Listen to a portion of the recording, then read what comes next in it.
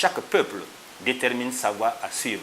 Et c'est en cela que la démocratie occidentale est une démocratie occidentale, mais elle ne peut pas être une démocratie pour tout le monde entier.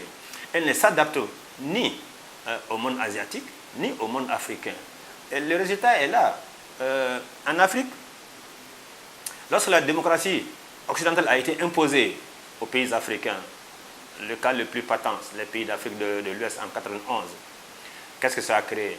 Ça a créé des divergences de vues, ça a créé des débats inutiles, ça a créé des antagonismes et ça a créé des luttes intestines qui ont abouti à des moments donnés à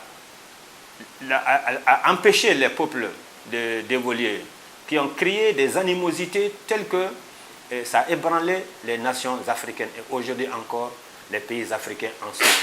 C'est pourquoi nous devons saluer la Chine pour d'abord sa conception par rapport à la démocratie. Et comme je le disais tantôt, aucun peuple, aucune nation, aucune société n'est habilité à imposer son système. Parce que chaque système, chaque voie démocratique doit être liée à l'histoire, au vécu de chaque peuple.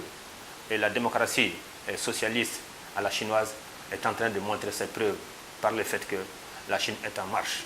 Et nous pensons que d'ici le deuxième centenaire, le centenaire du Parti communiste chinois, le renouveau de la nation chinoise se réalisera et ce renouveau se réalisera aussi au bénéfice de tous les pays en développement, sinon je dirais de tout le monde entier, à travers les grandes initiatives comme Belt and Road, la nouvelle route de la soie, à travers de grandes initiatives par rapport aux Africains que la Chine et l'Afrique arrivent à élaborer au niveau du forum Chine-Afrique. Et je pense que le bonheur du peuple chinois, Xi Jinping est en train de faire en sorte que ce bonheur soit partagé en Chine par tous les Chinois, par la prospérité commune, et faire profiter aussi les pays en développement, notamment des pays africains, de ce système qui est en train de faire de la Chine un pays puissant, moderne et hautement civilisé.